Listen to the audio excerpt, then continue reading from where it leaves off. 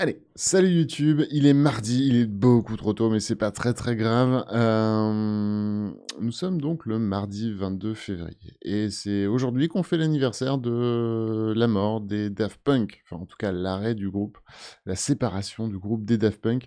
Des bisous à toi Nardi, et je compatis. Merci beaucoup. Merci beaucoup à Dr JVTech qui se reprend un abonnement. Merci à toi. Allez, on passe tout de suite aux news du jour. Et il y en a 4. Hein. Vous avez 2 news hardware et des news gaming. On va commencer tout simplement par le gaming. Sachez que cette semaine, c'est le Next Fest de Steam. Et que à cette occasion, vous avez plein de futurs jeux qui sont disponibles d'ores et déjà en démo.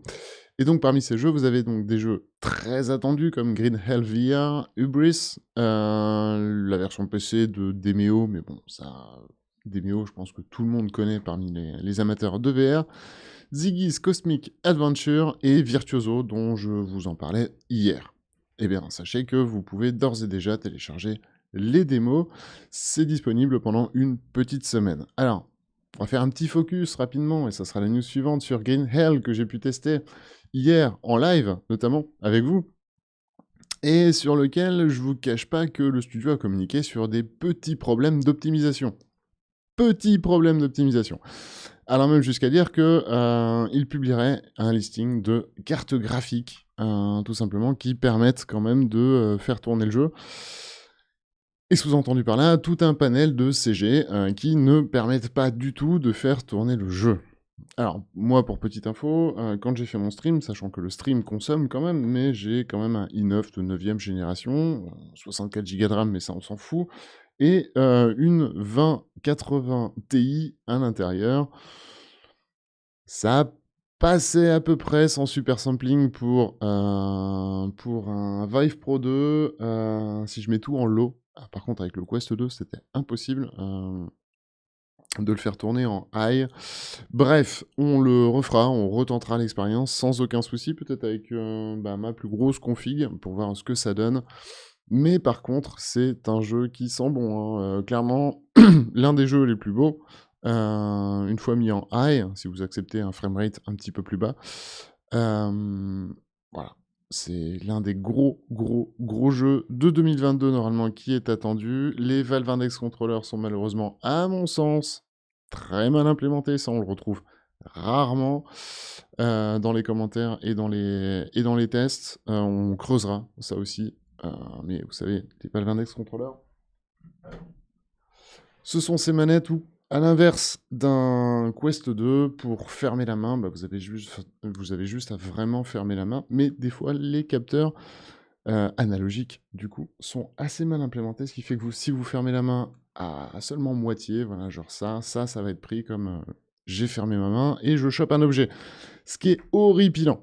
Voilà, et donc ça, c'était flagrant en live parce que j'ai commencé justement avec le Q2 et j'ai continué le live avec les Valve Index Controller. Allez, ça c'était bon pour Green Hell. En tout cas, je ne peux que vous conseiller de suivre ce jeu de très près. Et là, on va passer à du lourd, du très lourd. Apple, le casque VR d'Apple, eh bien, sachez que, visiblement, en tout cas, ils auraient commencé à communiquer, ou du moins un site asiatique, a commencé à communiquer que finalement, il serait sûrement available, du coup, à la fin de cette année 2022. Ce qui va un petit peu en totale contradiction avec ce que disait Apple, hein, en disant voilà, on a des problèmes de surchauffe, ça va être compliqué à gérer et n'espérez pas le casque avant 2023. Eh bien eux, un petit peu à l'instar d'un Business Insiders avec Microsoft, eh ben ils en sont sûrs. Voilà. Ils en sont sûrs.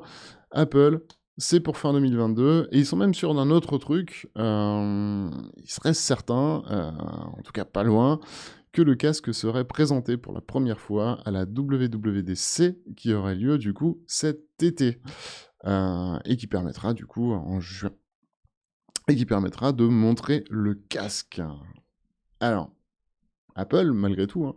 On a pas mal de choses, hein, autour du casque d'Apple, notamment le nom le nom de l'OS, en tout cas, au sein de son code, ROS, pour Reality OS.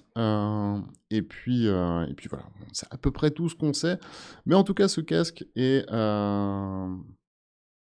sent bon pour fin 2022, début 2023, on sait pas. Mais en tout cas, ça a pas l'air d'être clairement pour la fin d'année 2023, et ça, c'est plutôt cool. Et puis on a hâte de voir un petit peu la tête qu'il aura. On rappelle qu'il mise sur quelque chose d'assez léger. 2 itérations, hein, une de 400 et quelques grammes, et celle d'après qui descendra aux alentours des 200-250. Pour un prix, là par contre, qui va piquer un petit peu. News suivante. Et celle-là, elle est bizarre, mais potentiellement sympa. Motorola s'associe avec Verizon. Alors Verizon, c'est du coup un opérateur, hein, aux États-Unis, pour nous sortir un collier. Alors non, ils veulent pas définitivement vous passer la corde au cou. Ils vous sortent un collier qui pourra générer le calcul que vous aurez sur vos lunettes. Et le tout transmis, streamé, hein, du coup, sur des lunettes, ou du moins des accessoires, des wearables, hein, ce qu'on appelle des wearables, donc des choses que vous pouvez porter en réalité augmentée, les porter sur vous.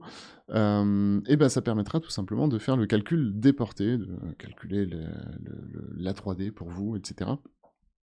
Sous forme d'un collier, c'est ce que vous avez à l'écran. Ce petit collier, voilà, que vous pouvez porter directement sur vous, qui serait donc dédié à votre wearable.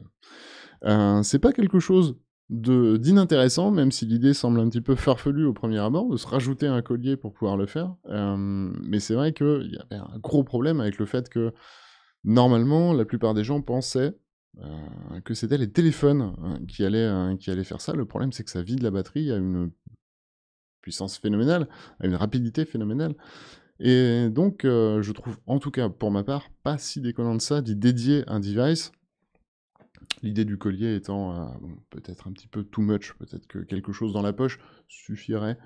En tout cas, à voir, mais ça a l'air plutôt intéressant, et surtout plutôt bien avancé, et d'ores et déjà compatible avec la Think Reality A3, qui sont des lunettes de réalité augmentée, principalement dédiées quand même uniquement à l'affichage du multi-écran.